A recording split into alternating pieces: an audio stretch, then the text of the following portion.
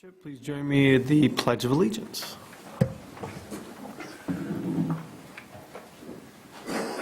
I pledge allegiance to the flag of the United States of America and to the republic for which it stands, one nation, under God, indivisible, with liberty and justice for all. Thank you. Welcome, everybody. Can we do a roll call vote, Claire? Sure. Leonard? Here. Gonzalez? Here. Wassam is on her way, I believe. Edley? Here. Richardson? Here. Ferguson? Here. And Walters is absent and excused. Gotcha. Thank you. Oh, and Wassam. Perfect. Next up, under item number 4, is the actual agenda. First off, any review for conflict of interest? Any conflict of interest for anyone? Any of the agenda items, please let us know now. Hearing none, we'll move on to approval of the agenda. I'll move to approve the East Bay Charter Township Planning Commission agenda for Tuesday, September 19th. I'll second. Thank you. We have a motion by Paul, second by Stephen for approval of the agenda as presented. All those in favor signify by saying aye. Aye. Those opposed? Motion carries. Next on the agenda is the approval of the meeting minutes from September 5th, from both the site visit and the regular meeting. I hear there may be some controversy. I would like to make the correction that the secretary is him, not me, under number 9. That's all. I made the motion to keep it the same. I'd like to have my correct spelling of my name on the site review meeting minutes. It should be Gonzalez, not S, in both places.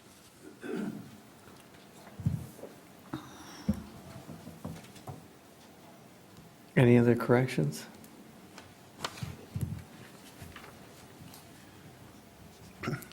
If not, we entertain a motion. I'll move to accept the minutes of the site planning review meeting as well as the East Bay Township regular meeting on the dates.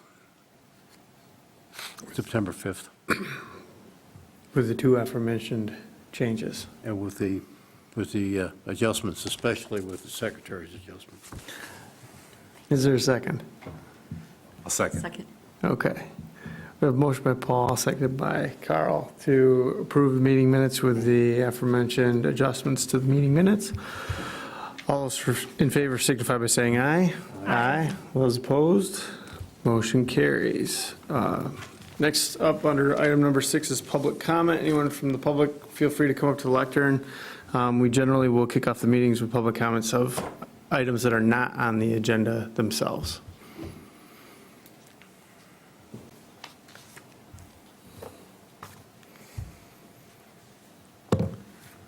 Good evening. Robert Parker here on behalf of Real Moscato, next door neighbor to the Lakemore Resort on this lake.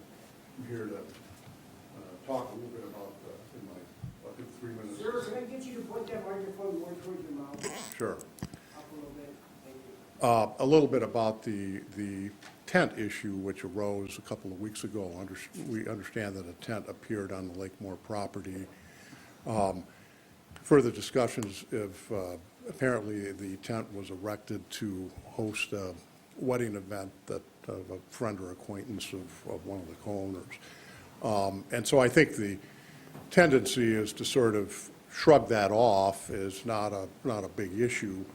And I think to a certain degree we understand that, but we think that there should be some caution here, given the history of the Lakemore Resort and its tendency to sort of constantly be pushing the envelope in terms of its uses on that site.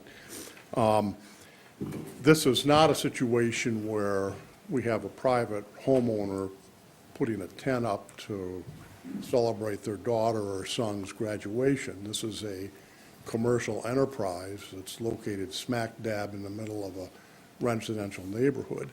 And so we think the metaphor, the analogy really doesn't work that way. We also don't believe that tents are really a proper accessory use to the cabin court, which is the umbrella which even allows this development on the lake. And of course, as you all know, cabin courts are no longer a permitted use anywhere in the township. The ordinance was amended in November of 2021 to remove them.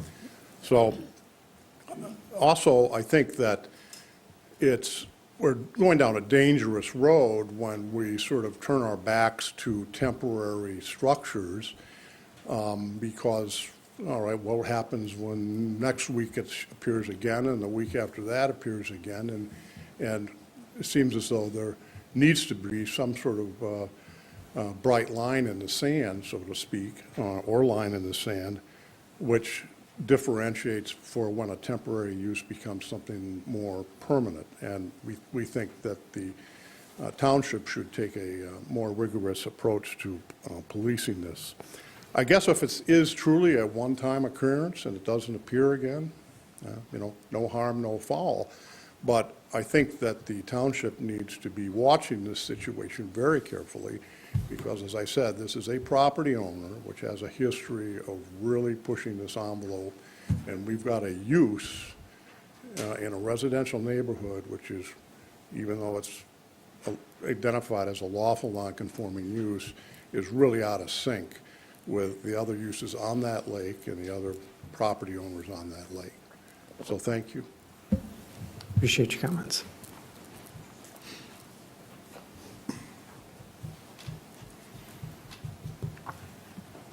Josh Werfel, East Bay Township property owner. I'm actually here to raise comment in reference to some potential rewrites and setbacks that are currently being considered by East Bay Township, specifically on the 50-foot, right now on the water, you're allowed a 45-foot setback off of ordinary high water mark. It's has been relayed to me that they're discussing 50-foot as well as a blanket of 100-foot on all streams within the East Bay Township. I want to go on the record and say that if East Bay adopts this, you're going to eliminate an enormous amount of commercial property, potential buildable within especially the 3 Mile to Holiday Road corridor. For an example, if the stream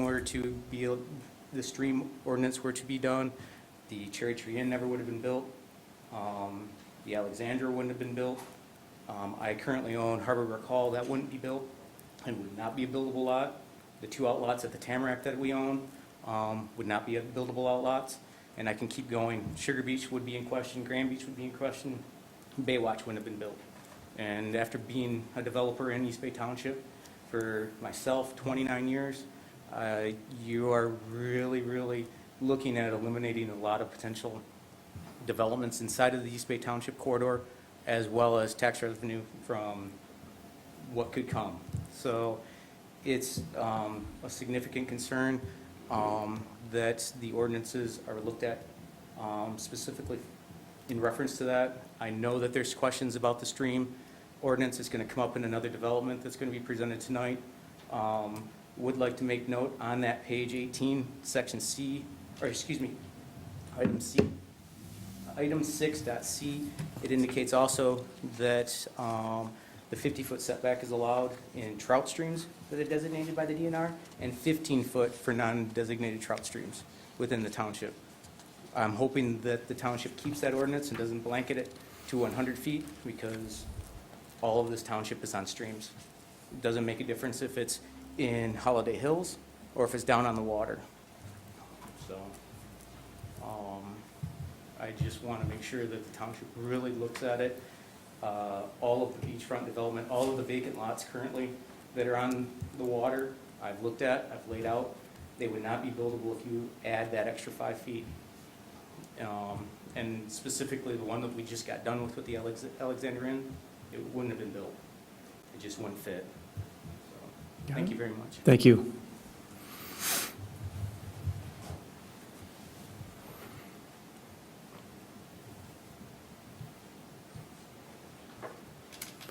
Any other takers? Okay, we'll move into correspondence. Claire, anything else we didn't discuss in terms of correspondence this evening?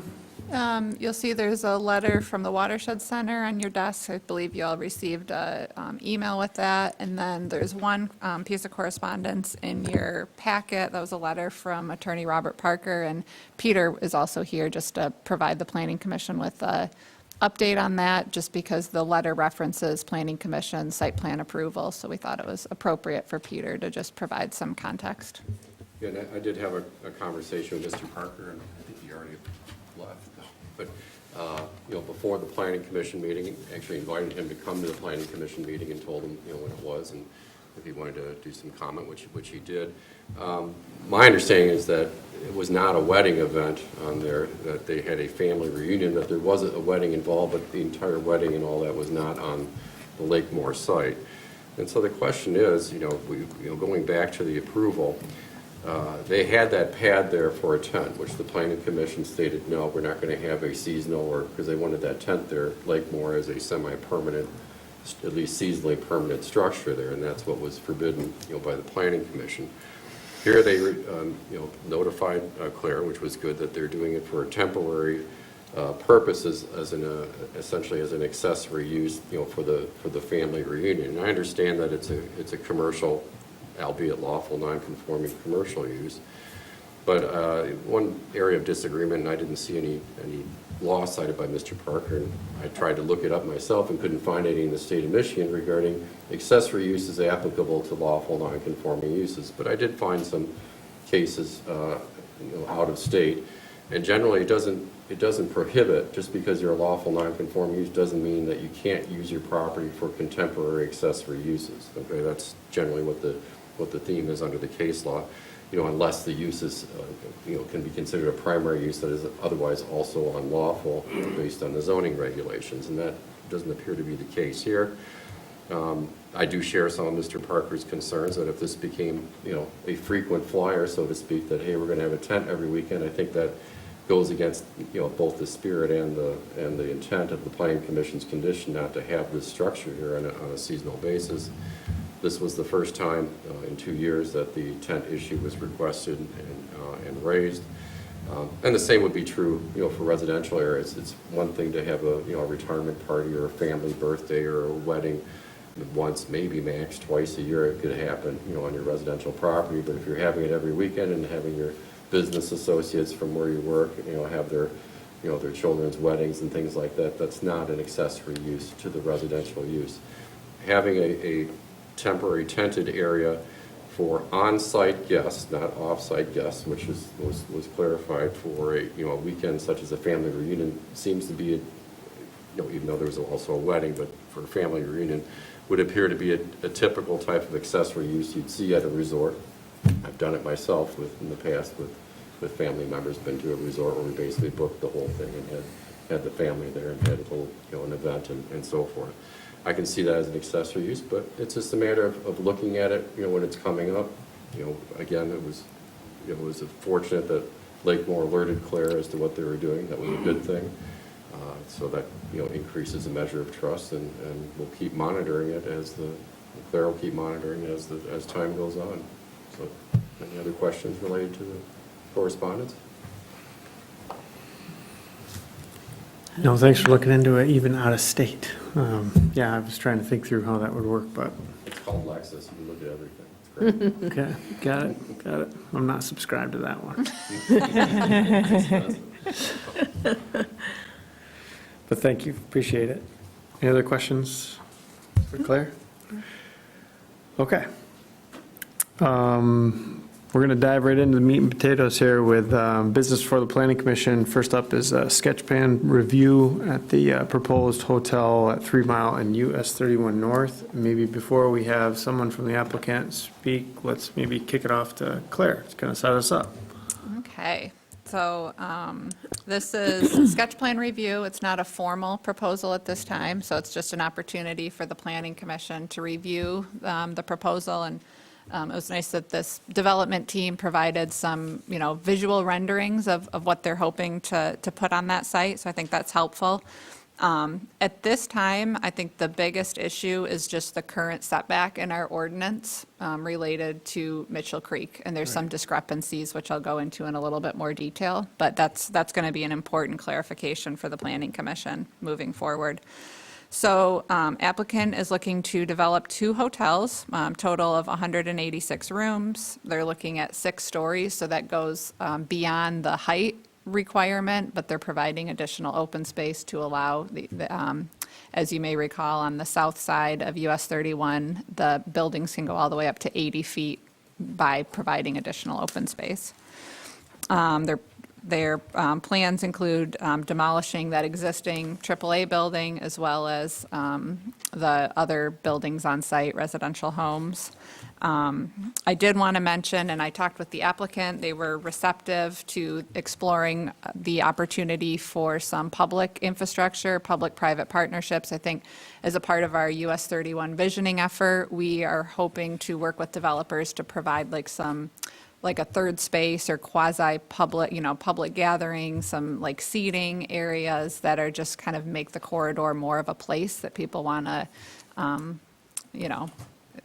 spend time in and walk and kind of the placemaking amenities. So you'll notice on that, right at the corner where the hotel is, there's a small parcel that's owned by the road commission for their utilities. Potentially there could be an opportunity for seating or those types of things. I have not talked with the road commission yet, so perhaps they have other plans for that. But I think there's some opportunities to explore some partnerships.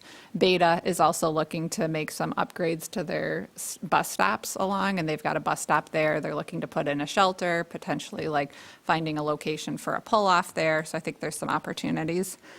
Zoning ordinance. So past precedent in terms of, all the developments that I've reviewed and that I've seen approved, previous to my time with the township, have allowed buildings within 50 feet of Mitchell Creek and buildings within 15 feet of other streams in the regional business district, as Josh mentioned, the non-designated trout streams. So we even allowed parking lots to go all the way up to the streams. And as you may recall, we made an ordinance amendment to consider parking lot structures. So we no longer would allow like a parking lot or anything to get within that distance. So all structures, buildings, et cetera, in our ordinance right now need to be, outside of that setback. But I did want to mention, in the past, the township has allowed parking lots to be all the way up to the edge of the streams, shoreline, those types of things. So there's some conflicting standards in the ordinance, but I would say 2 out of the 3 places in the zoning ordinance would indicate that the buffer is 50 feet from Mitchell Creek as opposed to the 100 feet. And you'll see, I wanted to pull out some specific locations in the ordinance just so you can kind of see what I'm going through to figure out what the intent is. But if you look at page, looks like it's page 16 of the packet, I put the zoning map in there. You'll see that there's the 100-foot stream buffer throughout all of the township on all of the streams and tributaries, but it's not included in the regional business district. And so to me, that's an indication that the intent was to not require that 100-foot setback in the regional business district. If you go to the next page, page 17, there's a footnote that says that the rear setback in the regional business district is 100 feet for properties located on Mitchell Creek and Baker Creek. But then when you go to the next page, again, in the regional business district, it says that the setback is 50 feet from Mitchell Creek and then 15 feet from other non-designated trout streams. So you can see why we need clarification, and so that's what we would be looking to the Planning Commission for. My interpretation is that the intent with the commercial the regional commercial nature of this district was to have less of a setback, but I do think it's important to, clarify that that setback needs to be high quality, native vegetation, woody plants, deep roots. Like, we really want to have a high quality vegetative buffer. But my recommendation would be not for the 100 foot. So, but I did want to raise this because the hotel applicant is coming in, and that's going to be relevant to their site plan. Right now, they're proposing a 50-foot setback, but, that's pending planning commission review and potentially an ordinance amendment. So happy to answer any questions. Peter has also taken a look at this and can probably provide some guidance from a legal perspective. Yeah, it's rather unfortunate that you have, within the same zoning district, conflicting regulations pertaining to Mitchell Creek.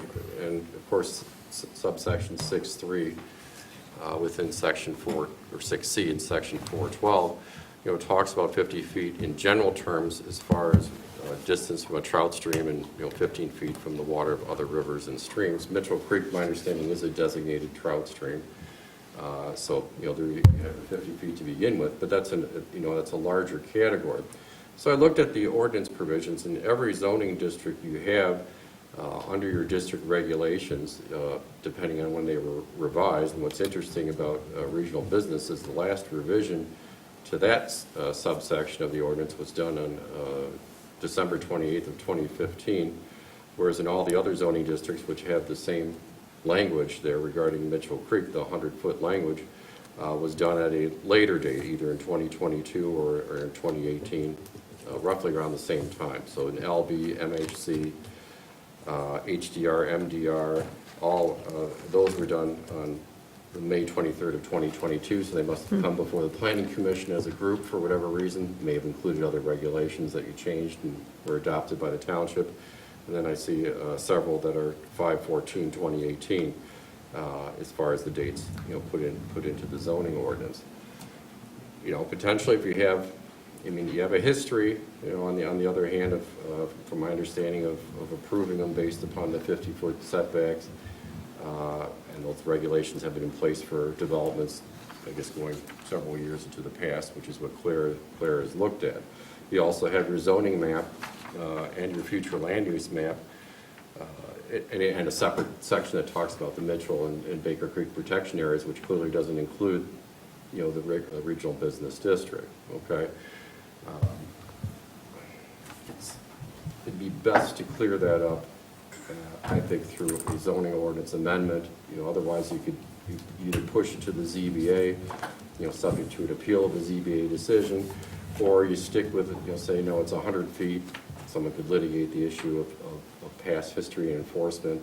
I think that's a weaker way for someone to go as far as opposing it. But the problem is that if you have 100 feet, and I've looked at the parcel sizes on the zoning map with Claire, and all of your smaller parcels along Mitchell Creek in that area are basically in the RB zoning district. And therefore, you'd say, all right, it's going to be 100 feet. You're going to have Paul said the ZBA is not busy, but they will be. If you do that, and then you're piecemealing, your development through ZBA decisions, which is never a good idea. So it's my recommendation that be clarified and done through the amendment process. Based upon the policy choices and the recommendations of your planner and of this planning commission, up to the township board. I'm not a policy person. I'm just telling you what the dangers are with that unfortunate language as it sits here right now. Got it. Well, thank you for the context. That kind of helps set the table for all of us, I think, and things to consider when we're looking at the sketch plan. But I do know we got some developers here who could you guys jump up and maybe introduce yourselves and kind of talk more about the project at hand?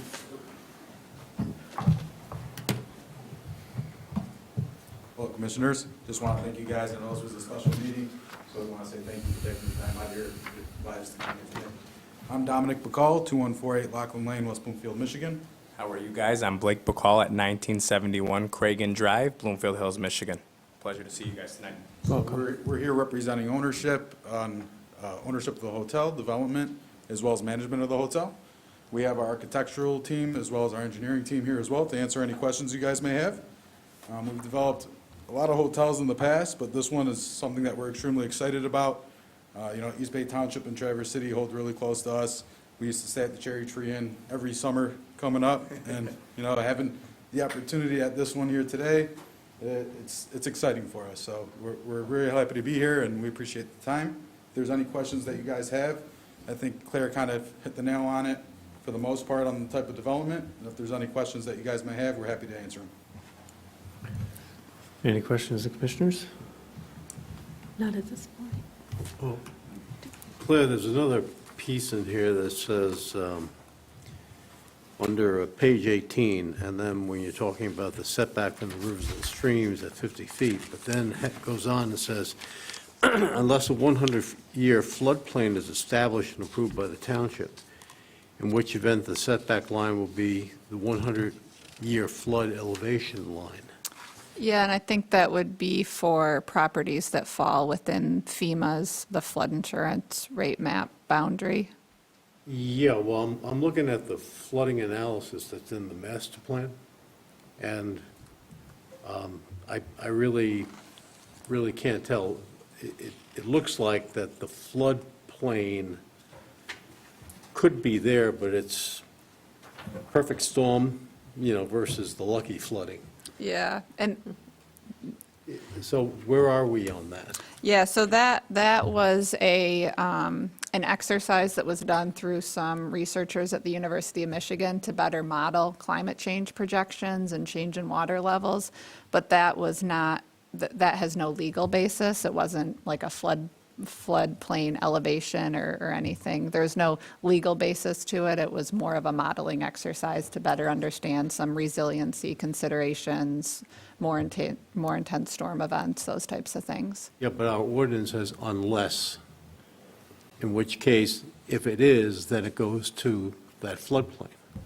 Right, and that map is not the floodplain. Yeah, okay, I'm just wondering, where Right. would that be in relation to, is it more than 50 feet, is it less than 50 feet, what is that? Well, the other thing on here is, is established and approved by the township. So has there been any action under this provision of the ordinance that establishes it under zoning? That I don't know. I'm But not, I'm I'm not just- aware of it, so. But I'm sure that since we have it in there, but- I'm not sure. I mean, that's in the master plan, what you're referencing, correct? well, I was just looking at it too, because it seemed that, like, okay, fine, we can debate the 50 or the 100 and then see that's an error, but then all of a sudden you have this other piece in there that says it's in the floodplain, that it goes up to the floodplain line. Well, the master plan is a guidepost, all right? And, No, I'm not, I understand that. I'm talking about with the language of the ordinance, you know, which is, again, to repeat, unless a 100-year floodplain is established and approved by the township, in which event the setback line would be the 100-year flood elevation line. And I'm just curious, where is that? I think you'd have to establish it first at the township level to make that determination. That would be through, probably through the FEMA. FEMA, thing, yeah. You know. Or Army Corps Army Corps maybe, if they have that information. should. Worth looking at. but- Yeah. Should. From a site plan standpoint, as I'm looking at this, and just talk me through in terms of uses, you're talking a total of 186 rooms in total. Do you have any, like, food, beverage services that would be affiliated with that as well? Yes, we do. Hilton Garden Inn Standard does have a food and beverage aspect, and that would be one of the brands that would be implementing here. Okay. And would that be included in terms of just like a service kitchen for guests, or would it be inviting in the public for restaurant purposes, things of that nature? Yeah, it would be, so it's a dual brand hotel, so it's a Homewood Suites and Hilton Garden Inn. So there would be kind of a separate bar area, and that would serve breakfast, lunch, and dinner throughout the prime time season. Oh, is it open Just to? for guests or open? No, public could come and have a drink there. Okay, Yeah, got it. yeah. I mean, typically it's guests only, but if guests wanted to come in and have some lunch or So, dinner, yeah. The area where it's complimentary breakfast, that would be for guests only. That's correct. The area that is pay to eat or to drink, that would Sure. be open to the public. Okay, got it. The only thing I was missing, oh, go ahead. Oh, I thought there was another comment. No, we've had some other, how many hotels have we had? 6, 7 in the last maybe 24 months, at least? No joke. It's another 200 rooms-ish in the same period. And I'm just curious on timing on this. Is this something where you guys are fully financed, ready to move forward? Are you in the process of kind of raising equity to put this thing together? Where are you at in the implementation timeline? Yeah, I mean, it's a little early on for us to have fully financed commitment. It's way too early for us to have that, although, you know, this is probably, our 20th hotel that we've done at this point From the as a ground group, up, from yeah. the ground up. Most of it is self-financed through friends and family or ourselves. Okay, But we still do go to the bank for a portion of it as well. sure. And then last question I think I've got is just tied to the buffering between that stream and the south end of the property.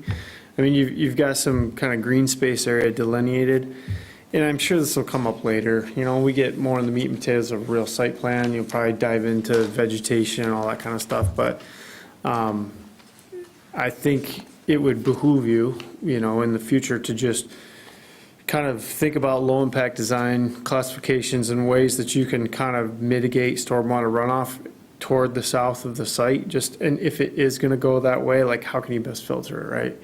And I'm certain that's something that your engineering team is probably well in tune with. You have the ability to set that up in an appropriate way.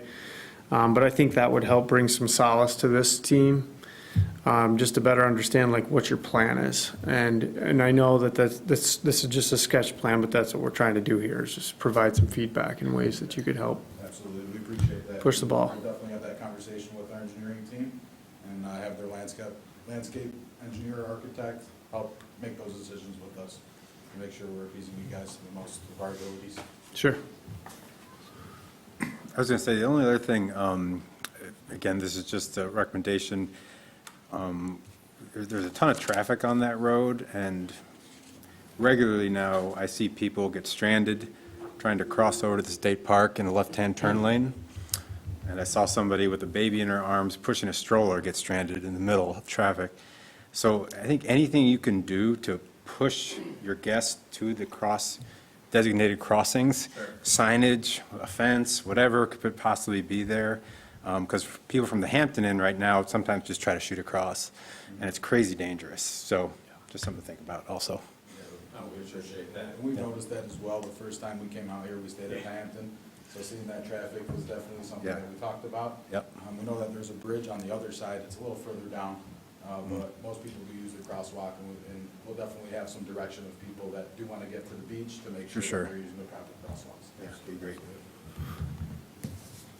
Have you had any formal communication with Beta, the local transportation authority? Not at this point. Okay. We just wanted to really hear with you guys first. Yeah. And really see where things go from there before we took any further steps with Okay. others. But Makes sense, yeah. They're a great partner. I know that there's plans to improve just transportation efforts from their line that runs through here daily, all day long. And something that we're trying to encourage too. So, you know, in the future, that may be a party that you'd want to reach out to, just in terms of what their strategy looks like for the corridor. They are trying to have a little more upfront communication with new deals like this, rather than just put a, you know, a nice blue chair out with a sign that says hang out. So it'd be nice to have a little coordinated effort, because that is something that this corridor is going to see more of, is just those public amenities to try and help make people feel a little more safe, and utilize those services as well. we talked with Claire a little bit briefly about the partnerships that she mentioned, and that's definitely on our radar. We just wanted to make sure that, again, before we got too deep into things, we were okay with moving forward with the basic things at least. Sure. My one thing that I see is the drive going out to Munson. That intersection, it's so busy, that left-hand turn lane there, is it in our realm to designate right turn in only and right turn out only? Oh, God, yeah, if somebody turns. Because you're never going to turn left out of there unless it's 2 in the morning. Right. Like the car wash. Yeah. Yeah. Right. Yeah, You do a curb cut, done it before. right. I can understand the right out only, but would people still be able to make a left into the? I guess you could from the left-hand turn lane, it just, Yeah. I mean, depending on the time, it is a busy all the way around road, but I could see that, because there's a designated left-hand turn lane, but right-hand out only, definitely. I would imagine most people that would want to get out onto 31 would make a right from onto 3 Mile and then Yep. left onto 31 at the light. It's a lot easier that way for sure. Question though. Oh, yeah, I've seen a You lot have picked of ground zero as far as traffic is concerned. That is, you've got, 2 lanes that turn right, and they just streak by. I mean, it's quite a bit. But on the frontage along 31, is what, are you proposing trees, vegetation? You got like 20 feet, I believe, indicated from the curb. And I see where you have, I presume, little dots are like trees and things of that nature, but what are you proposing along 31? I'm going to pull that plan up right now, and if Gary, you want to come up here and comment on any of that, please do.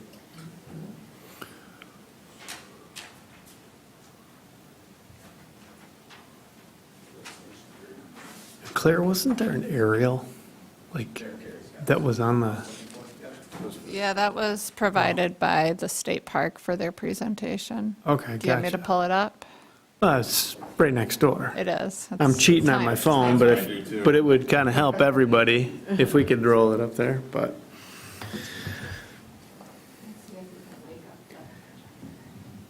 This is literally the neighbor, so.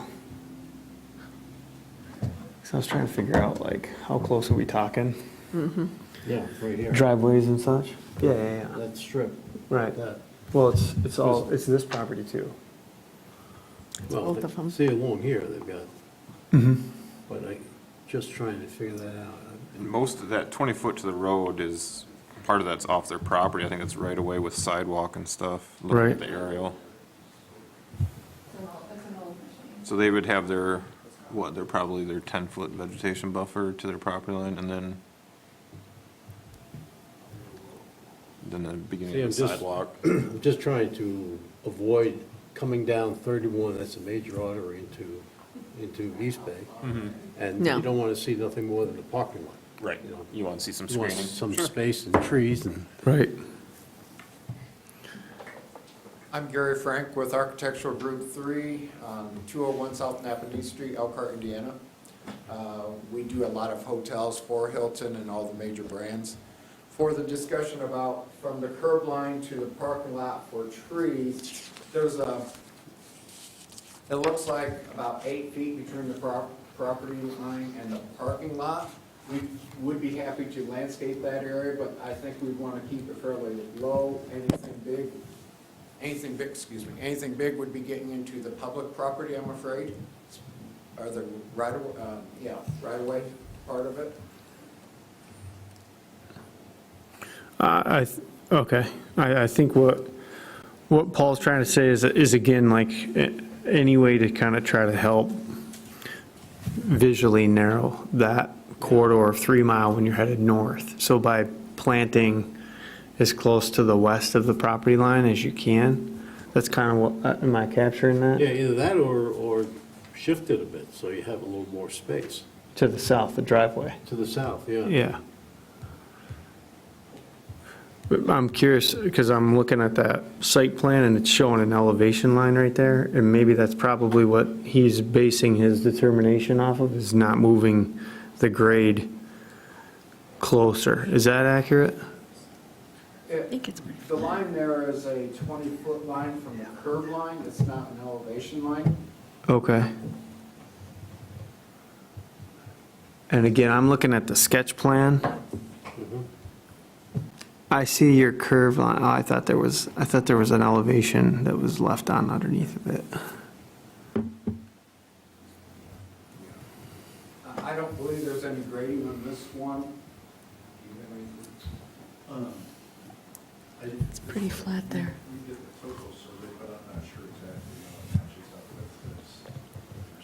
Well, my only comment is that we're trying to develop this as the beach, what we call the beach area now. And that 31 is the major road of folks coming through East Bay. And just from a standpoint, rather than just, in the past, we have things right now where we develop them where they're right almost to the line, there's nothing there, you just see a whole bunch of cars and it looks like a used car lot.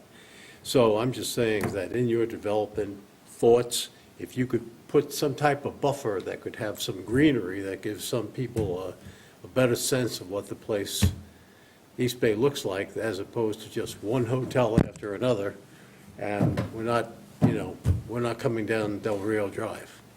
Right. And I'm sure the developer wants that hotel to look as nice as possible, and I think landscaping would be a good opportunity to increase the visibility of the hotel. Are you looking at low plants, trees? I'm thinking more as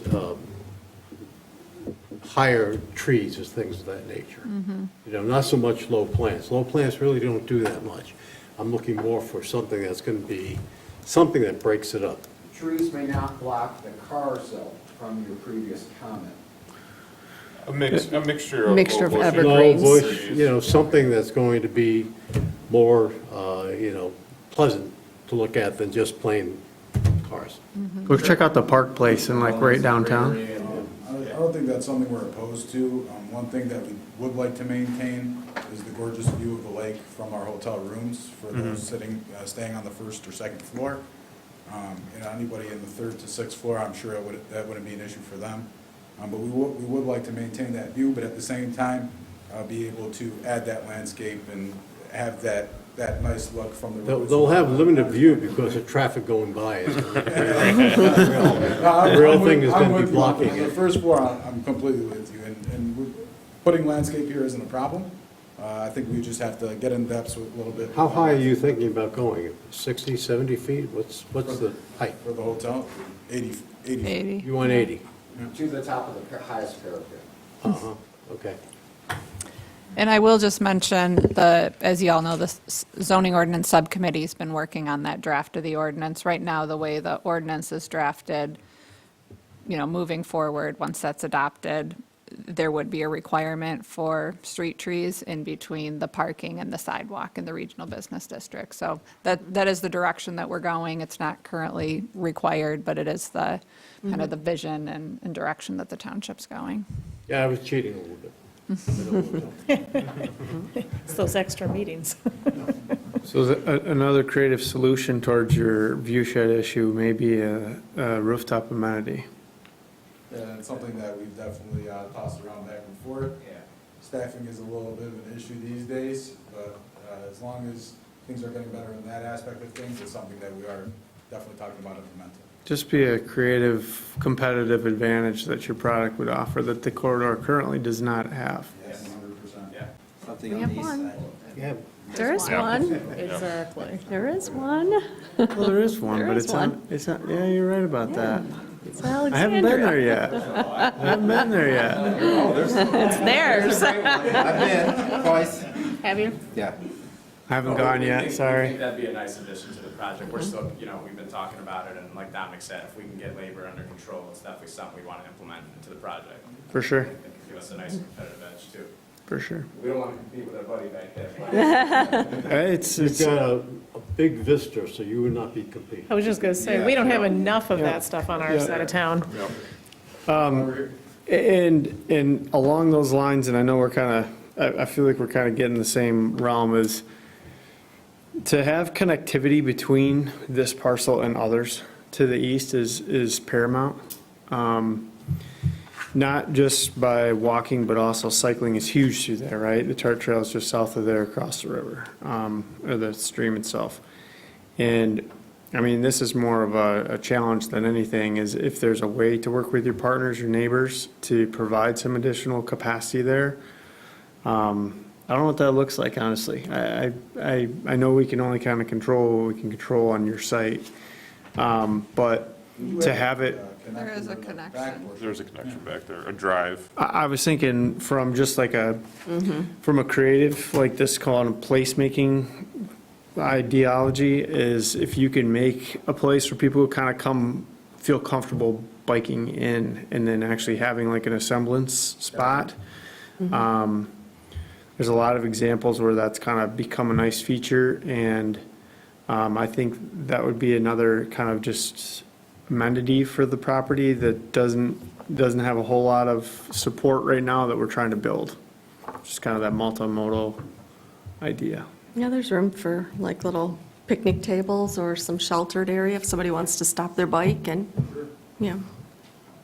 And hopefully, we can get some help from the road commission as well to do something in that corner. Maybe that could help, and maybe work with the Hampton and see if there's any, I'm not thinking of something from the top of my head, but I'm working on that. There might be something creative for us to do. Oh, this corner. Claire, where's the beta at? Is that this corner here? The current beta stop is basically kind of right at the eastern edge of the parcel. Got it, I see it. blue bus It's, symbol. yep, it's light. Yeah, but I Sorry. talked with Beta a couple weeks ago, and they're taking kind of a more holistic look at all of their existing stops on the Bay Line and are open to kind of being opportunistic with new developments to upgrade some stops and make some nice amenities. And I think, a lot of these hotels are destination locations for their guests to be able to hop on and go downtown and come from downtown back, so. Okay, thanks. Is that the road commission piece, that That corner. Yeah. grayed in area on the? Yeah. Yeah. So they probably are looking for some right-of-way, and I'm sure the state park they're going to be redesigning that intersection, but all that to say, I think there's a great opportunity to have some, quasi-public gathering space. So it doesn't need to be a huge area, but, public art, seating, those types of things, I think would be a really nice amenity for the corridor, and just something to keep in mind as we have new developments come through that we're reviewing. And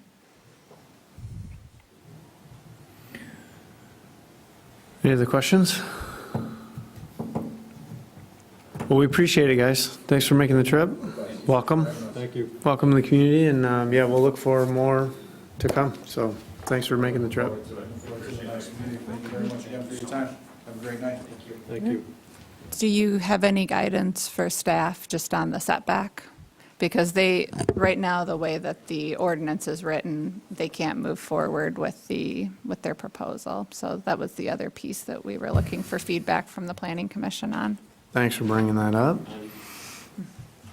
What do you think? Seeing as others in the area are kind of set up for that 50-foot, I would feel I'm okay with making clarifications so that it's 50-foot allowed in the regional district to allow, I mean, you already have what appears to existing businesses there that are set up for that 50-foot setback. To make this one person go to 100 is kind of, to me, is unfair.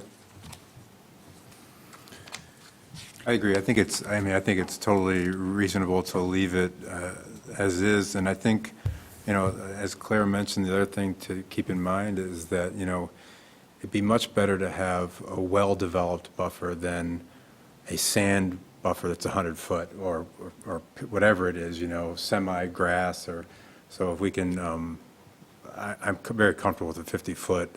I don't know if we would specify in there what type of Stream.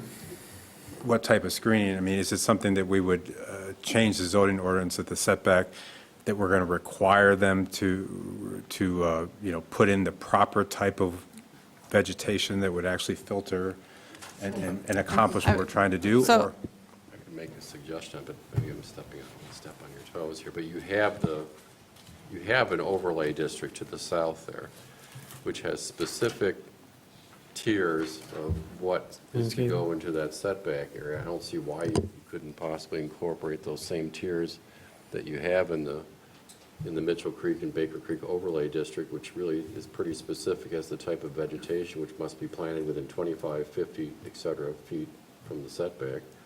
And it's relatively intense as to, as to what you're, meaning that you can't really remove a whole lot at all within the first 25 feet, but a little bit more, afterward. That's a starting point because you already have such language in your ordinance. That's just a suggestion from what I've read. Yeah. The other thing to consider is that we're in the process of rewriting the ordinance, and so the way we have it drafted right now is we have basically uniform standards, whether it's inland lakes, the, Mitchell Creek, regardless of the water body, we have uniform standards, and so we're looking at a 35-foot dense vegetative buffer required from all inland lakes and creeks. So, one opportunity would be to basically just remove the footnote that says the rear yard setback shall be 100 feet for Mitchell and Baker Creek, and just continue to administer this ordinance the way that it is, with the understanding that we're adopting, a complete rewrite to our zoning ordinance in less than a year, hopefully sooner rather than later. But that would be one approach, just to remove that inconsistency. I think that's a good idea, because it just seems like somehow that was an oversight. Obviously, those two don't jive. And because that district has been doing it that way for years within the 50 feet, I agree with what Josh, is it Josh? What he said. It's like, it would totally devastate any future development in that district, and that's obviously not what our goal is. So I like that direction personally.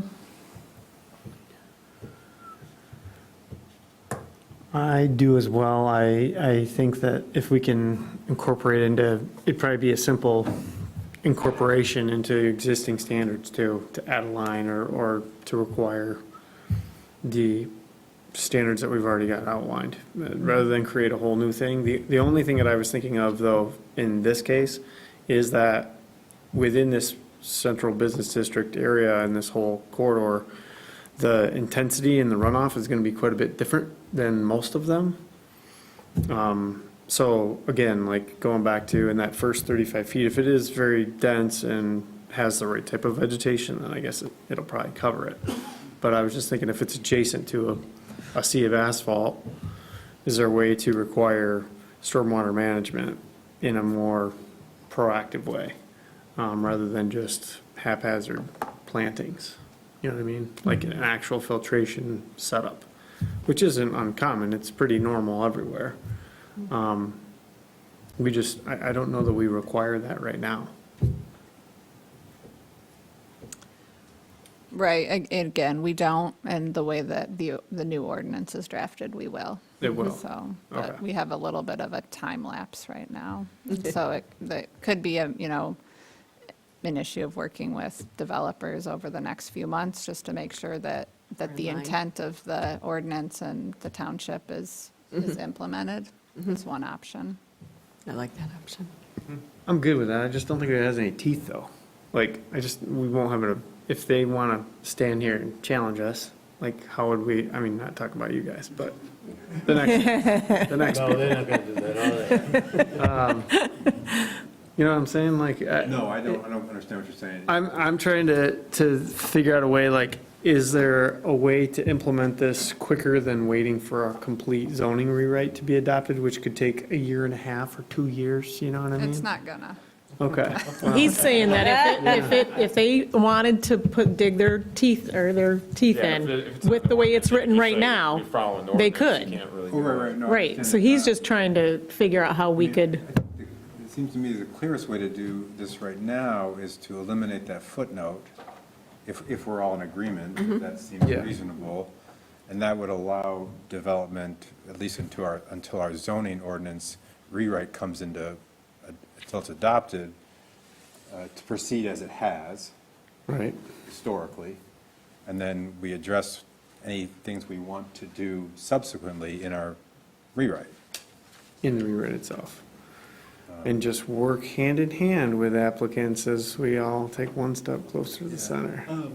My name is Chris Bau with Gaussing Zubek, and we're part of the team. We're the engineer civil side of the team, and I don't think the stormwater ordinance would allow you just to sheet flow into that buffer Right. anyway. It wouldn't. So that would be our intent. It would probably, with the limited area on the site, we'd probably be using storm chambers or something like that with a emergency overflow, possibly to Mitchell Creek. So Okay, we wouldn't be sheet flowing gotcha. through the buffer, so. There's no room for retention bases on there. But I don't think your stormwater ordinance wouldn't allow that anyway, so I think it's covered. Okay, thank you. But what I think Claire is trying to say, and maybe you in a roundabout way, is, you know, the new potential ordinance that will be reviewed and potentially passed at some point is requiring 35 feet of dense vegetation, and it'll be requested native in these types of areas. So we could work in advance with the applicants to say, this is what's coming down, this is the right thing to do to save, you know, the creek. So can we not have a conversation and collaboration to try to accomplish that? Yeah, and I think the biggest difference between what we're looking to adopt is an active planting requirement, that if you come in, there's no native vegetation, you need to establish a vegetative buffer. Right now, the Mitchell Creek overlay is, the tiers they are definitely protective of an existing buffer, but if there's nothing that exists, you can't remove existing vegetation, but you don't necessarily need to actively reestablish it. So in a lot of the existing regional business district, that buffer doesn't exist, and so we don't necessarily have the teeth to require that to be planted. That's what we're looking to rectify in the ordinance rewrite, is having that active planting requirement for native vegetation with deep roots and to really provide those stormwater runoff. That's what I was getting at, is the fact that, again, that won't go into effect for a while. And we could probably see, who knows how many more proposals in this corridor as was established. There are other development potential in here that would have adjacent streams running through it. So is there a way to, if we're doing a text amendment, which is going to take us 3 months at best anyway, is there a way to include in it some of those standards that you've already kind of got outlined in the new code into the existing? Or is it not worth it? And I'll get off my soapbox. We could. I think that it's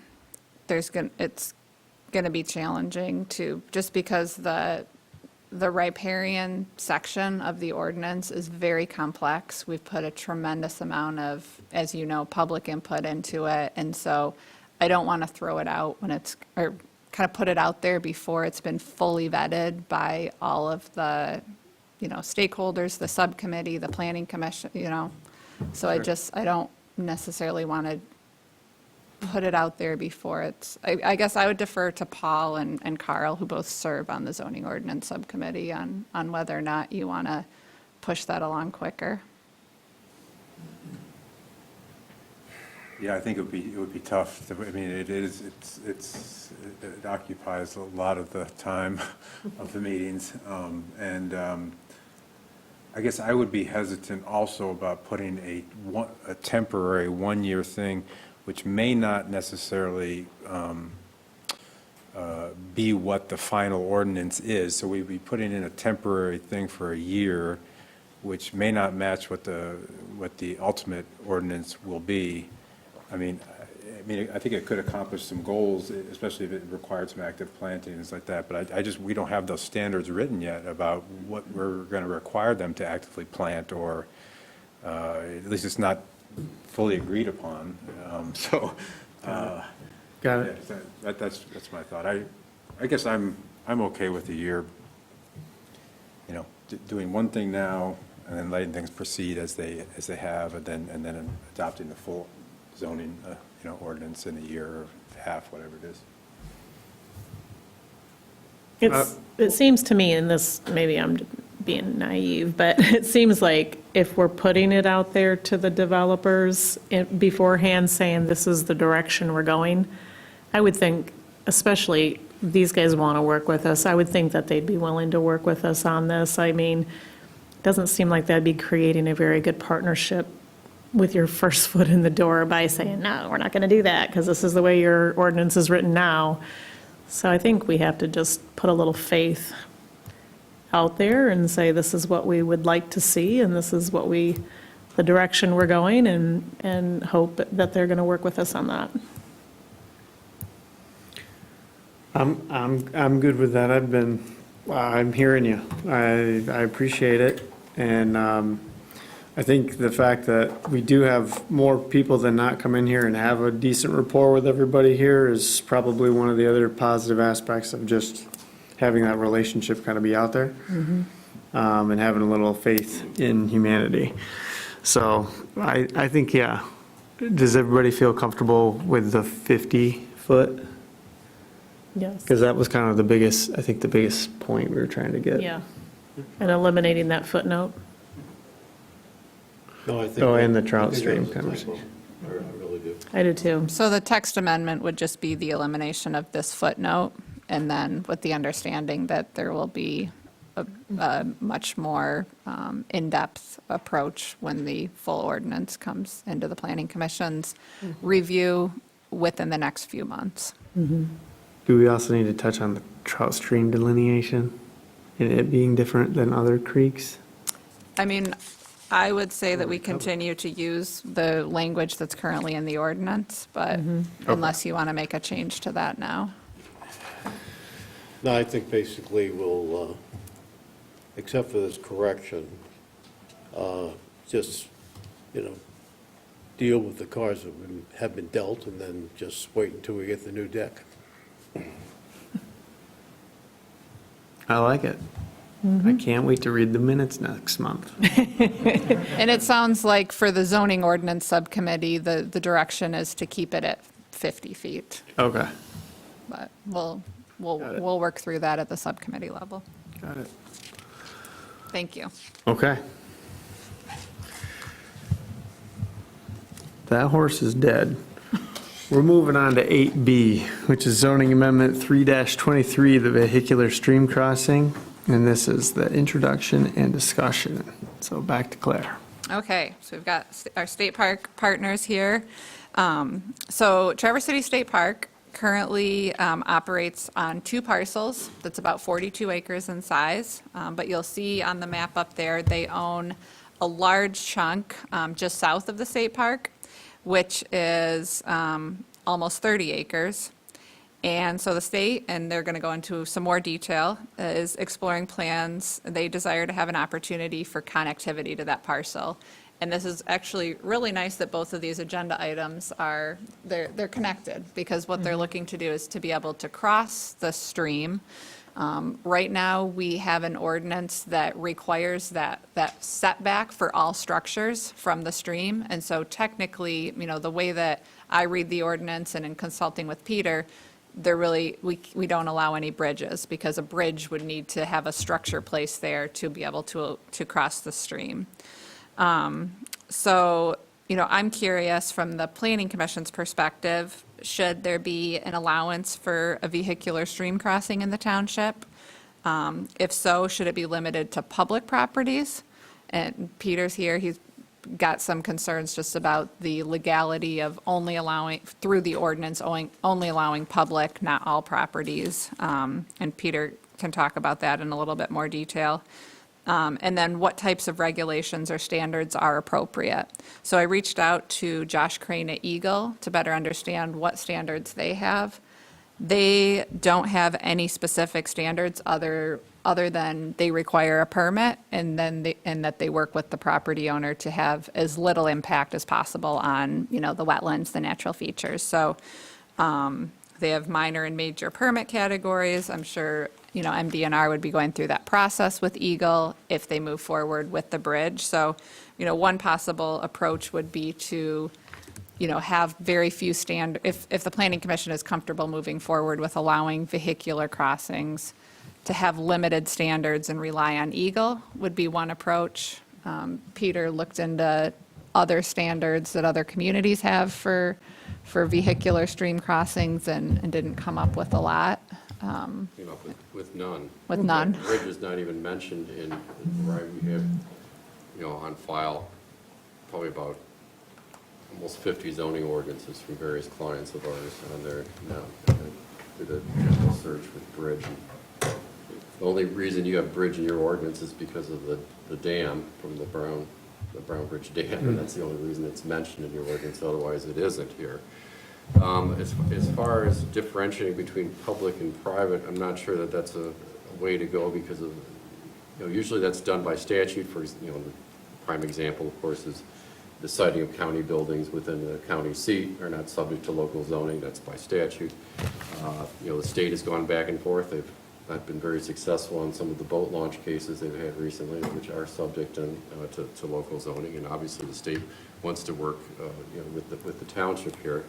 But it doesn't seem, maybe it's an omission in the ordinance, but it doesn't seem rational not to be able to bridge, a stream or a river crossing such as this. There's one case I'm trying to think of right now, which I'm going to pull tomorrow, involving a private development with a bridge, and there was some litigation. I'm going to take a look at it, but the simplest way to address it, I'm not sure, it's not an area, and I understand the correspondence you received. It's not really an area where the township would regulate environmental issues related directly to the bridge construction. I don't think we're really set up to do that, just the same as you have exceptions from setback requirements regarding boat docks, regarding driveways, similar features that do not have to meet those setbacks. You had for a while parking lots and determined that's the way, not the way to go, with those type of structures. The amendment could simply be to include bridges as an exempt structure from those type of setbacks. Leave it at that, leave it to the Eagle permitting. There are regulations, that Eagle has. I've looked at a few of them related to bridges. They do have some, regulations, underneath the statutes there, but they would otherwise, address it. The only other issue then is placement. You can have, an example of how many docks are allowed per frontage. It's a common regulation. You're only going to allow, one dock per 100 feet of frontage there, and then have some sort of calculation for smaller lots in the lakefront. That's a typical regulation there. It may be worthwhile looking at,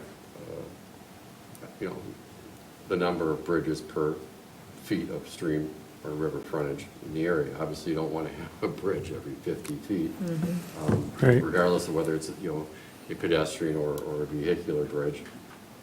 So there's, you can be as light as you wish to be on it and simply have an exemption for bridges and let Eagle handle it that way. Or if you really want to look at, see if there's anything out there regarding siting and limitation of siting and, and multi-use to avoid multiple bridges, that's another area that could be looked at as well. Those really are the two things. The simplest, bridge is allowed. It's not a structure that is regulated by the setback requirements under the ordinance. You're done with it that way, just like you are with under the ordinance for docks, driveways, and fencing's another one. Right. Questions? I have one question for Claire. Didn't we, with the 3 Mile Trail through didn't we address this issue? Or Only for non-motorized. Right, pedestrian. Okay, that's what I was And that was questioning that too. was we expanded for, we discussed, and at the time, my understanding was that the planning commission was not interested in allowing for vehicular crossing of stream. Yeah, and the only real need back there was truly pedestrian, non-motorized, with the exception of, we had a farm animal discussion. Yeah. If you guys remember that. Yeah. Well, and if we'd been faced with that, maybe our you know, discussion would have looked differently.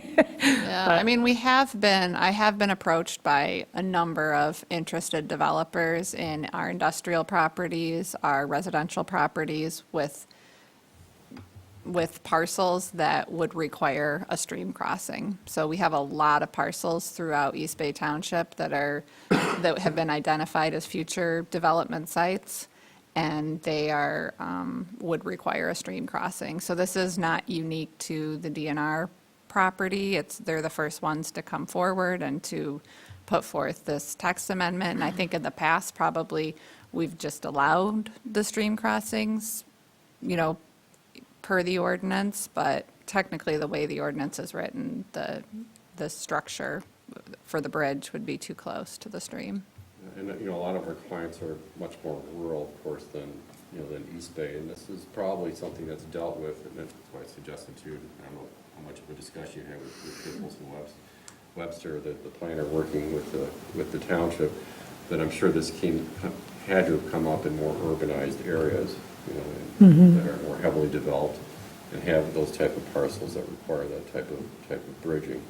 So that's another area, you know, to look at. So I guess the question, you know, direction, you want us to look at it much closer, or is it something that you wish to simply state, well, we're going to allow bridges as like docks and everything else to be exempt from setbacks, or do you want a closer look at it, you know, given the number of creeks and streams that you do have through the township and potential development related there too? And I know the DNR is here too, to just, Yeah, to provide some context on their plans and their The only development. other thing I just want to throw out there too is just like the Boardman Valley area too, because how many houses in there have a road or a bridge that gets them to their house today? Right. And how Out on many? River Road. Yeah. Yeah, and some of those bridges are scary, They're And like just as wide as your truck. right? Yeah. Nothing on the side. And those are all subject to the natural river zoning, which is federal statute, so they have a little bit different standards required. Those are legal non-conforming, but I don't know the, I'm kind On of that- always of the belief that we should, I mean, obviously from my field, you know, this is a little different than landlocking, but to have a property that you can't do anything with because you need to cross a stream makes it pretty much unsaleable and undevelopable. So I just don't agree with that. I feel like there's got to be something in that ordinance that addresses it, and maybe Peter's suggestion of putting it in like fences, and I don't think it needs to be complicated. Yeah, that would be the least complicated way to. Right. But I do think it needs to be addressed, because that's not right to have properties that we can't do anything with, and they're just going to look pretty for the, I mean, that's just, I don't know. I'm with you. A developer's not going to put in 30 bridges throughout a piece of property because it looks nice. Right. You know what I mean? They're gonna not make- cheap to build. They're going to be No very construction expensive. costs, Right, yeah, no one's right. going to be putting It's a necessity. a ton in. Right. It's out of necessity. Right. So, On that bombshell, should we be educated? Come on up to the podium. Good evening. My name is Christy Summers, and I'm here from Beckett and Rader on behalf of DNR. Anna Marie Bauer, who's a regional planner for DNR, is here with me. Do I need to say my address? At your leisure. 535 West William, Ann Arbor, Michigan. Let's see here. So I think y'all are all familiar with Traverse City State Park. It is definitely an exceedingly well-loved park, which is my polite way of saying it's very heavily utilized. It is an atypical location in terms of state parks, being in a relatively urbanized area. Prior to 2010, pretty much every square foot of the park was developed in some way, whether as camping or the day use, beach area, or somehow contributed to the operations of the park. Development supported by the operational uses that they have to employ, resulted in a site that had very little breathing room. In 2010, DNR was successful in acquiring property to the south of Mitchell Creek. That's shown there. Basically, this 29-acre parcel adjacent to the Targ Trails, it also has 65 feet of frontage on 3 Mile Road. 3 Mile. Yes. That undeveloped property was intended to help them have that breathing room that they hadn't enjoyed for many decades. In 2019, the DNR embarked on their general management plan, and that's essentially a master land use plan that the DNR is in the process of developing for every single state park. So in 2019, Traverse City was on the list, and we assisted with that. Part of the general management plan is seeking input from stakeholders, seeking input from the public. In fact, we held our stakeholder meeting right here in East Bay Township offices across the hall. And what that resulted in was, hearing loud and clear from stakeholders. The DNR already knew, also hearing from the public, that pedestrian and vehicular circulation is a very specific element that the DNR needed to work on. That campground ingress and egress, as you just talked about with the other property owner, is such a difficult task on Munson Avenue. Also, looking at potentially the additional access from 3 Mile, now that they have the additional acquired property, how people circulate between the campground and the beach. Most people choose to get in their car and leave the campground to go to the beach, unfortunately. Can that not be improved? How about the alignment of beach access with 3 Mile Road rather than have it be a separate entrance to the west of 3 Mile? And then better connections to the regional trail system. So those were specific items that were designated in the general management plan that needed to be looked at. And a couple of other items, creating a master plan for the use and development of that south parcel, as well as studying the expansion of the sanitary disposal station. Right now, Anna Marie pointed out that Traverse City State Park is #1 in terms of how many campsites use each sanitary dump station. So more campsites at Traverse City State Park than at any other park use the dump station. So it's not a #1 we're particularly proud of. Yeah, I'm out of the Cadillac district, and we're basically from Silver Lake up to Traverse City over to Cadillac. And whenever, Could you please come to Yeah, the, could you please come we're to the mic? recording it, so we just need to. so I thought you guys could pick me up. We can, but now you get to be on camera. Oh, okay. And so the Cadillac district, we always kind of take pride, and we always like to be #1, when we're doing projects and development and good work. But this is one list that we really don't want to be on. So like Christy pointed out, we are at the top of the list. We have 347 campsites that can use the sanitation pump-out stations. We only have 2 at the present time, and as Christy's going to get into this, this is really one of the very big reasons that we want to reconfigure our entrance and get our headquarters located on the south end of the property, so, thanks. Yeah, so in 2022, DNR retained us and Progressive Annie to go ahead and develop that master plan and study the traffic patterns and potential improvements that could be embarked upon at Traverse City State Park. And they had the good fortune at the same time of receiving ARPA dollars that actually makes those improvements, seem to be able to be accomplished. So the timing of this, Anna Marie keeps pointing out, this is once in a lifetime opportunity to really improve the recreational offerings and the user experience at Traverse City State Park. So you can see on this site plan that, you could see, it will be back momentarily.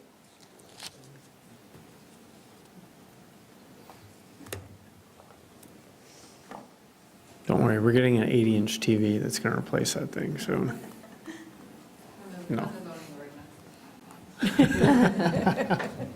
That'll be a year. That's right. Mayor has the touch. We're looking to relocate the vehicular entrance into the campground east of its current location, and this is going to allow us to have a more circuitous drive into the park to the contact station. This is going to allow for some stacking of RVs as they wait to register and make their way into the campground. As they continue further into the site, they'll pass the sanitary dump station, which is greatly expanded. It's double in capacity, both in terms of number of stations, as well as more than doubled in its length. So the stacking length for those sanitary disposal activities is greatly increased. And then beyond that, the camping pretty much stays the same. We've added some area for parking for visitors, folks who bring boats with trailers. They'll have some parking that they can, some access to some parking that doesn't exist currently. And then we've accommodated, waste disposal and things of that nature in the plan, so that it's just, more user-friendly and uses space that's currently taken up for operations that we have relocated south of Mitchell Creek, kind of, tucked in there, out of sight of the people who are camping, making that experience on entry to the campsite a little bit more pleasing and appealing. We're proposing a bridge across Mitchell Creek to make our way to that southern portion of the project. And then we have a modernized headquarters building where Anna Marie is pointing that will accommodate all of the deliveries, will allow their stockpile of, tree limbs and debris that they make into mulch, as part of their operations. And then we've shown some, potential recreational improvements long-term that might take the form of trails. That recreational use to the south is as yet undetermined. But that is basically our overall site plan. Not shown here is work that we are doing with the traffic study and working with MDOT to look at how best to realign the entrance to the day use across from 3 Mile Road. So that's currently in progress. Anything else I've missed, Anna Marie? I don't think so. I guess, we'll share as much information as you'd like. We'd like to be respectful of your time. We can talk more about some of the ARPA improvements and the timing of that. But the main thing today here is we really need a bridge to connect the two parcels of property and give us the room to grow. Because right now, our entrance, you're all probably familiar, most of you, is over here on the property line. And when you come in, you're right in the core. Our headquarters is right there. Our dumpsters are there. And you come right into the park operation. And that's kind of rare with most of our state parks. A lot of them, Interlochen is an example, Mitchell State Park. They all have that kind of sweeping entrance that allows you kind of an entrance to come into the park, a pleasant experience, but it also provides you internal stacking room so that those cars can get off from Munson, and get into the park. And the other thing about this expanding the sanitation pump out, we said we only have 2. We'd like to have 4. When you look at a lot of other state parks, they have about 100 campsites per sanitation pump out. So that would put us right in the mix with everybody else. But when Sunday comes around and everybody's leaving that park, those vehicles get backed up beyond our toilet shower building. And so the host for the camps has to come out and direct traffic, and it's a real congestion for us. So there's a lot of improvements that we're hoping to accomplish here, but getting across the creek is critical for us. I think Christy mentioned we did a traffic study to look at all of our points of access, the entrance into the Dace area, entrance into the park, and what the best options might be. We looked at some other ideas, trying to come in off from 3 Mile Road, but then you'd have to really cross Mitchell Creek twice, and so this really, I think, is respectful of the natural environment. It gives us access to acres of land that are developable. We can spread out, we can put our customer service up in that front entrance. We can move our headquarters to the back so that they have room to spread out and work. I do want to say one thing about working with Eagle, and we can give you examples. So if you were to just exempt bridges, I mean, I'd like to say as a sister agency that we just get a pass. We don't. And we have lots of examples of where we've done. Actually, we worked on one road with Beckett Raider at Silver Lake State Park. We expanded kind of a similar situation, not as significant of a creek, but it was bisected. We had a boat launch and added parking. That was an open bottom culvert, and Eagle is really involved and engaged in what type of structures you use. A lot of our other examples are on trail projects. On the White Pine Trail, I worked on a couple of bridge projects down in the Montcalm area. Those were free span bridges that were required. Now it's trail, but the bridges also have to be loaded for vehicles. So they're very substantial. They were brought in by vehicle and then hoisted in and set in crane. And right now we're working on a number of different culverts on the White Pine Trail. So they watch it with a very close, I'll say pun intended, eagle eye, right? So we can give you examples of how we've worked with them in the past. So be happy to answer any questions that you might have. I have one, and forgive me if I missed this, but, so is there any intention of using that additional land for campsites in the future? No? Not at this point in time, and actually, I think it was brought to our attention that's something that's not allowed by your current ordinance Okay. for this area. So the one thing I can share is when we did the traffic study, when they were looking at vehicles, they looked at what we have versus what we might have in the future. And when we were talking about potential use of that 29 acres, we said that we would not want the same kind of density that we have in our current campground. Right. We would rather have more open space. And so it would be at most, we just said half of what the density is there. So we would look at like a 50%. But there's no plans for that at this time. We've got a lot of work to undertake here, and that's something Christie could speak to the management plan in terms of what is zoned there and what the possibilities are. But we've talked from everything from modernized campsites, but the other one that always keeps, saying, what about hiking camping? So we're right there on the Tart Trail, right?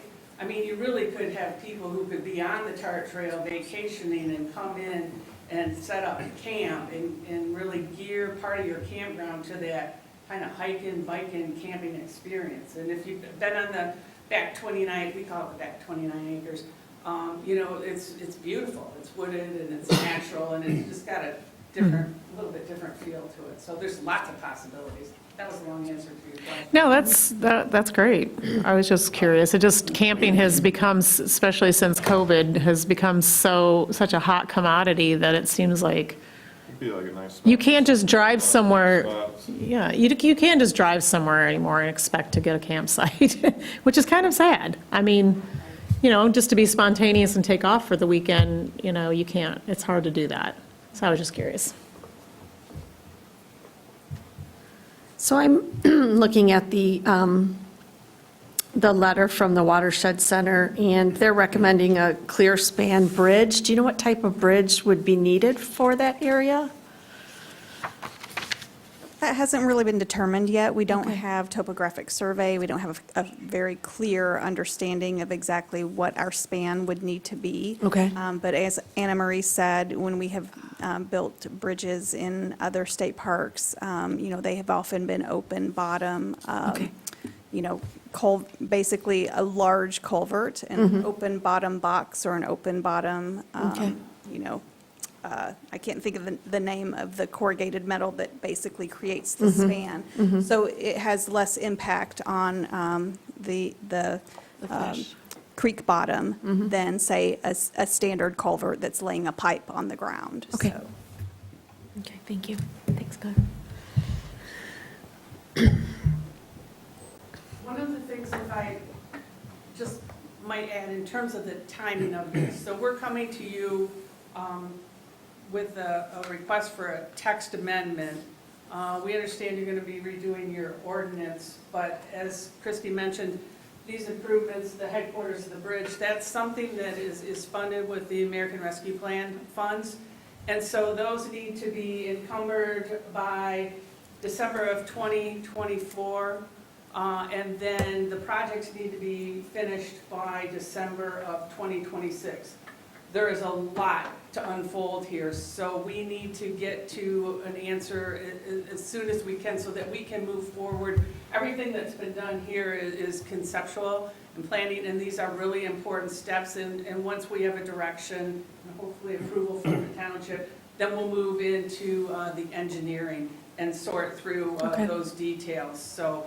Okay, thanks. And then on top of that, you know, I mean, if you can just imagine the magnitude of the construction that's going to happen there, you know, it's going to be impactful, but both in terms of when it happens and when it's finished. So this truly is a really exciting time. And we've been working a long time on a lot of the details with the general management plan and the traffic study and the conceptual plans. And so this is kind of really exciting for us because here we are. So. Any other questions of the applicant? I just had a couple. One was tied to, you made mention, and you've heard the conversation about that communication and coordination between development projects in this area. And I see there's a little yellow line, but I don't know what it's for, to connect to the TART trail. Is that for hiking, biking, what have you? Or is it, am I just seeing a, This year? You are seeing a connection to the TART trail, yes. okay. That's a current connection. Oh, okay, got it. That's existing. That's one of the parts they can get to because the creek kind of bisects the property. They come through the campground and are able to, How oh, do you- that's new. How- I'm sorry, no. To say, how do you get across the creek? The part that exists is Further, further east, sorry. Right. We don't have all of our campground showing on there, so that's showing a new potential connection. Okay. yes. Which is, leads to my next question, which is, would you have any intent of connecting to your 1, 2, 3 new hotels to the west of you?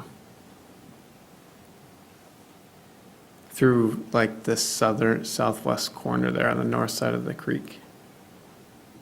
When you say connection, you're talking about Like pedestrian? pedestrian, yeah. Yep.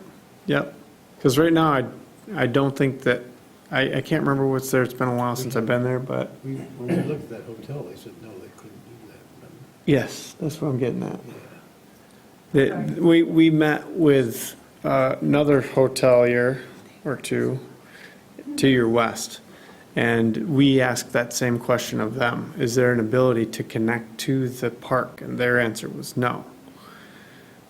Well, currently, the park is fenced. You know, most of the existing park is used as a campground, and so Right. there are, you know, there is a desire by the DNR to keep that, you know, somewhat secure. But in the event that the southern parcel is developed, you know, with more trails or, you know, something of that nature, that might lend itself to more of a public connection. Would you agree, Anna Marie? Yeah, and the other thing I might say, I mean, there's lots of opportunities for you know, connection. If you were to come in here, if you could work something out with a condominium association, you can come in. They've got Bridget here, but again, you're crossing the creek. Certainly, you know, down and around and come in through this way. As Christie mentioned, there's fence, and I believe they closed the gate out to the TART trail at night, again, for the campers to create that, you know, security. Sure. So you don't have people wandering through there, but it's open, and I mean, state park, public lands, so I think as part of the future development, we want to encourage, you know, those pedestrian connections to the TART trail, and then, of course, to the Davis area.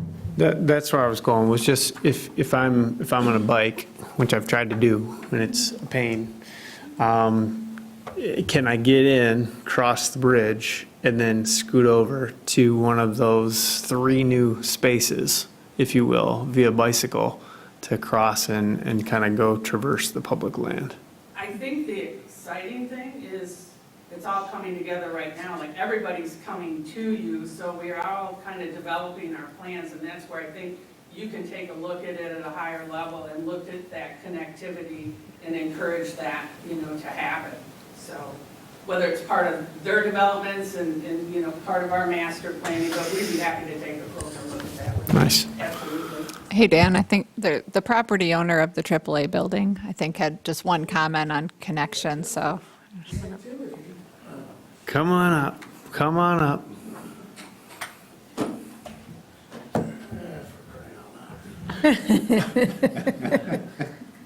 For connectivity, you already have connection between the Tart Trail and 3 Mile Road, and at 3 Mile, on the west side of 3 Mile, there's already a bike trail that goes down to the crossing at 3 Mile and 31. That's already there. Okay, so that whole property, that 29 acres, the state bought from us a few years ago. So there is also, and I don't know if the easement is still there, but the yellow building apartments on the corner of 3 Mile and by Parsons to the east? There's a bridge that goes over Mitchell Creek. And that was that was how we had access to that 29 acres off of 3 Mile Road. I believe you own that. Okay? Check that out. There's a bridge that goes over an apartment condo complex there. Is he talking about Mitchell Creek? Okay? And it's 2 lanes wide. And could take commercial traffic. And that's how we were going to access that 29 acres. So it's already there off of 3 Mile, and their new stuff coming off of the 29 acres goes right to the Tart Trail. So you don't have to cut through anything, you can stay right on the Tart Trail, go down the Tart Trail to 31 and you're over. There you go. Thanks for the heads up.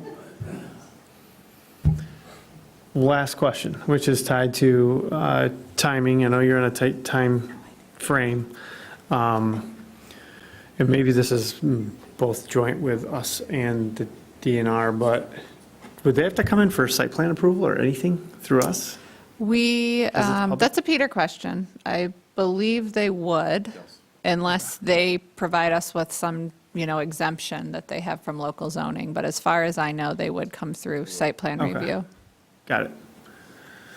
So this is just kind of like the previous one, nice sketch plan conversation that means nothing at the moment, but, this sets the table for more to come. But thank you for the presentation, and if we got any other questions, we'll come right back to you. Appreciate it. You're looking for direction Yeah. as far as where we're going to Yeah, go. because they're applicants for the zoning text amendment. Right. Yeah. I kind of did, I'm getting some readings, but what do you guys think in terms of how aggressive do we want to be? I'm in Renee's camp of let's open it up and let people figure it out for themselves, how many they want to have with a very simple amendment. The other option is to come up with an equation or a rationale as to you can have so many of these crossings for non-motorized or motorized, and we figure that out. Or another example might be to not allow motorized connections whatsoever.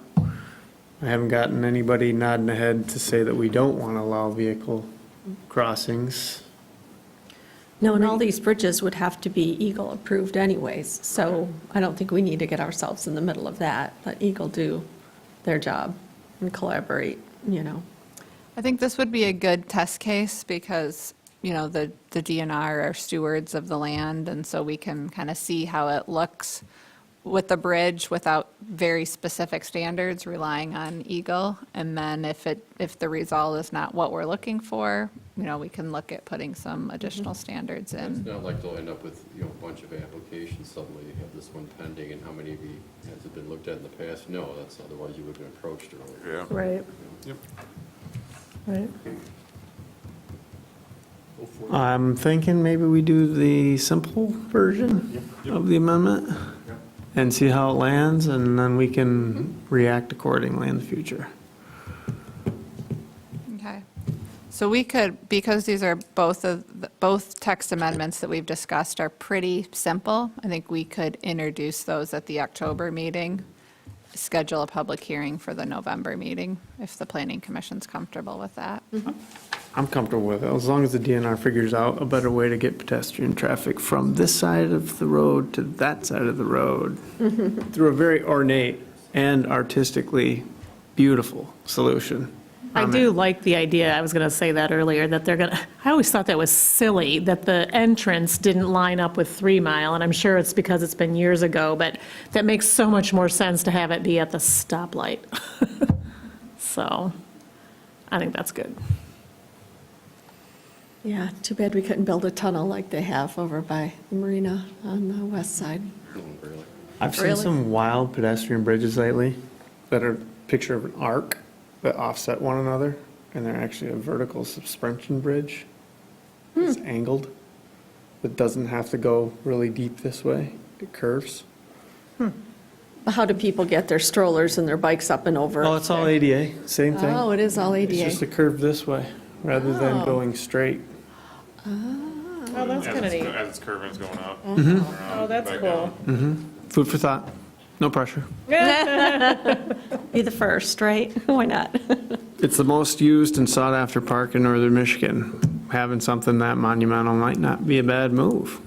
Slow people down even. The #1 septic dumping state, I mean, come on. Own it. We played so many jokes. I know, right? Hey, Yeah, Dan, can I make yes. just one last comment? And I can't tell from here, you guys are probably at that 50 feet from the stream, but the way our ordinance is drafted, we would need like that, the road that's kind of wandering, we would need that setback 50 feet from the stream. And it looks like you're probably close, but just wanted to mention that from a site plan standard. That dash line is trail. I'm talking about the road that kind of curves, Oh, that's into that just, quarter? yeah, that's just north of the stream. So it looks like it probably is close to 50, but that would just per our ordinance. If it's existing, yeah. Okay, thanks. There's another community in Kent County that actually received a massive allocation for a traffic calming pedestrian bridge as well, just recently. And it's to go across 28th Street, which is also very similar in capacity to this sucker. And through the beach calming district, just again, being a steward of the state of Michigan and in our backyard, wouldn't that be nice? I think there's a lot of opportunity here. Well, but we're a great partner to work with, so, and as are you, so thanks for coming. Public comment, item number 9. Anything we haven't kicked around yet this evening, feel free to come forward.